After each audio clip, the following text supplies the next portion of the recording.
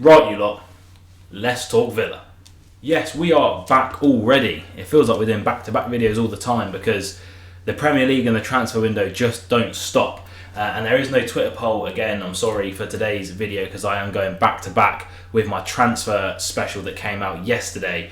And thanks for all the support on that, that's doing really well. But we're going straight into previewing our game against Sheffield United, which is in a day now as you're seeing this video. It's on Sky Sports, so I'll be watching it and being able to break it down properly for you guys, hopefully on Sunday evening sort of time. And then we'll go from there and see what happens against the Chelsea game, which I'm hoping, fingers crossed, I can get tickets for as well. So we're going to go straight into being a weatherman today and pop up my starting lineup made with the fantastic Villa Till I Die app. Go and check that out on the App Store or just follow them on Twitter. It's literally Villa Till I Die. You can see it on the top of the screen.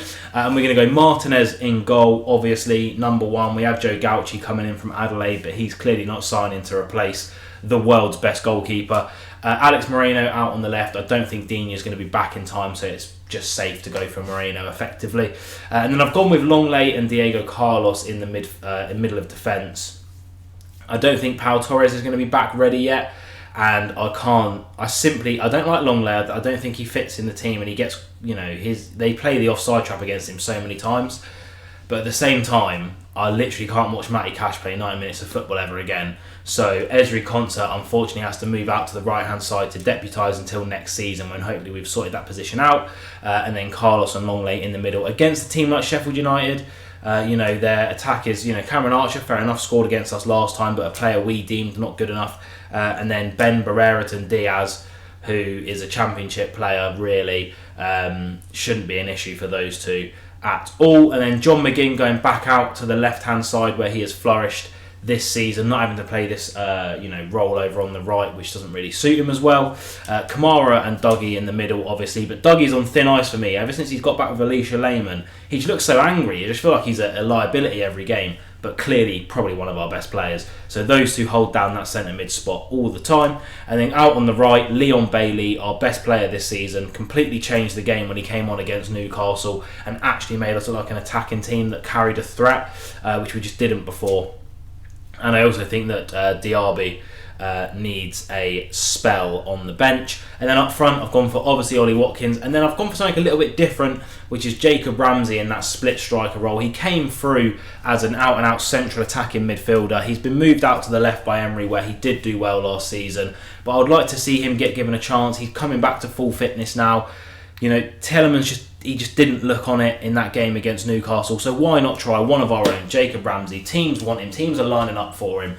Let's try him at that split striker role and see how he performs against a team like Sheffield United. I think he really could. He's so progressive with the ball, probably better progressing the ball than Diaby at the moment. That's why I'd give him the opportunity. And then if I flick through on the screen here, you can see the subs that I would make throughout the game. Don't know when I'd make them, I don't know when I'd throw them on, but I'd move Ezri Konsa over to centre back, take Longley off, and then bring Cash on if we just need a bit more of an attacking option down the right hand side. And I'll be saying to him, cross the goddamn ball. Don't Cruyff turn back. Let's get the ball in the box, because I'd also bring on Morgan Rogers for his debut. That is official. That's done. He has signed, as you can see from the thumbnail, and I think he'll go straight into the squad because he was straight into training today. He's 6'4". He's a lump. Let's lump it to him. And I think that'll be the sub that we might make. Getting JJ off, bringing him on to see how he does. I brought on Diaby on the left-hand side. Obviously, Diaby and Bailey could interchange here. I still believe in Diaby. I still believe he is one of the world's elite wingers. He hasn't shown it. I saw something the other day. It was like his first 5 games was 3 goals and 2 assists or something. And then he's like 12 games after that, or he's like, it might have been first 10, first 12. He's got like no goals and 1 assist, or 1 goal, no assist, something like that. Really, really bad dip in form. Again, I don't think the system that we play is suiting him very well. So maybe let's bring him on the left-hand side for John McGinn, who has played so many minutes, and I assume we'll have to play again against Chelsea, a full 90 in midweek next week. So I think bring Diaby on the left, see how he does, or even switch Bailey to the left and move Diaby to the right and keep them wide, because they're both so rapid. If those two were both wide on the wings, that could be an issue for teams. And then I've also brought Tim Arogmanum on as well for Kamara, who has looked a bit lacklustre in his last couple of appearances, maybe tired. He's just had a newborn baby. I'm going to be in that boat in April. I'll tell you how tired I get. I'm sure he's shattered as well.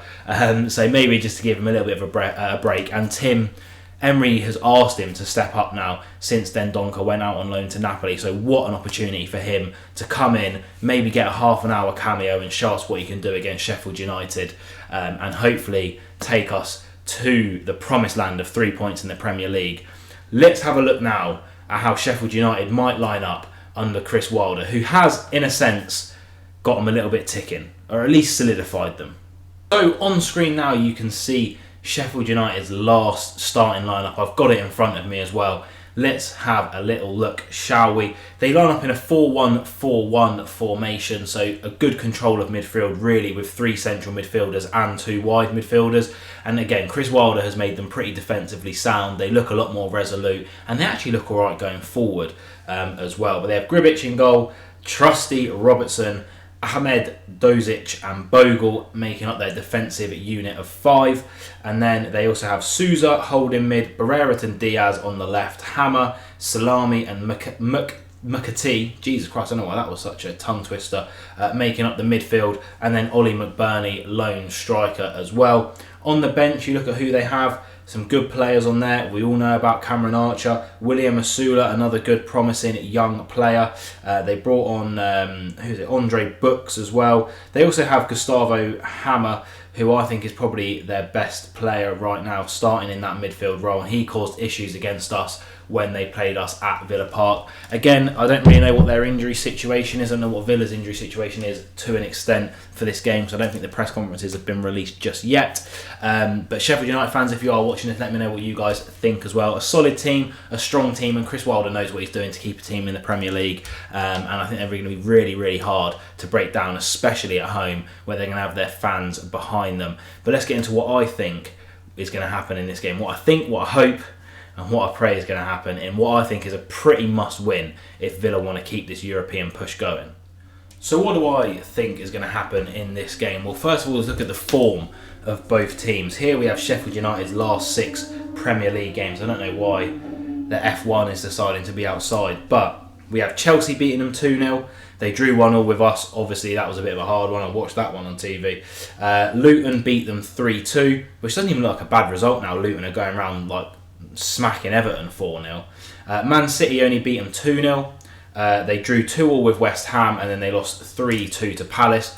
We contrast that with Villa's form here, as you can see. A 2-1 win over Brentford, a 1-1 draw again with Sheffield United, 3-2 loss to Man United, a 3-2 win against Burnley, a 0-0 against Everton, and a 3-1 loss against Newcastle. You can see 2 teams possibly struggling for a bit of form. Villa have not looked good recently. I'm sure you've all watched the reviews that I've been doing. They have not been doing their thing, but I'm hoping that the signing of Morgan Rogers at least will give the boys a bit of a boost, a bit of a kick up the behind to kick on. And the fact that we're now officially out of the top 4. Spurs have leapfrogged us after their 3-2 win against Brentford the other day, and that should be motivation in itself. We need to get back in that top 4. We need to get back above Spurs, and we can't be lacking and playing like we have been. So with the team that I've got out, with everything that's going on at Villa, everything's against us. Our form is dipping. We don't look like we can score goals. People are laughing at us now. We all knew that the collapse was going to happen. It was inevitable. Here comes the fall off to 8th. This is my last chance for Villa, I think. If we have a bad performance against Sheffield United, we don't get a result in 3 points, I think I'll finally be ready to admit to myself that we are about to fall off a cliff, which I think we're teetering on the edge of at the moment anyway. But I'm going to be positive, and I think this could be a real chance for those boys to lay a statement down. I truly believe that Morgan Rogers is getting his first Aston Villa goal tomorrow against Sheffield United. I think he's going to come on in like the 70th minute and bag a goal. And I think we're going to win 4-0. I genuinely have a feeling we're going to win 4-0. I don't know what it is, and this is heart and head, I'm saying we're going to go. This is the team that's bottom of the Premier League. We need to get a result here to prove to everyone that we're still the European contenders that we've been saying that we are the whole season. Let me know what you guys think down below. What do you think is going to happen in this game? I think it's all going to come down to how our attacking unit plays. We shouldn't be conceding against this team at all. We need to go out there, attack, play good football, and just score 4 goals and have a great time. As always, guys, up the Villa, be nice to everyone, and I'll see you very soon.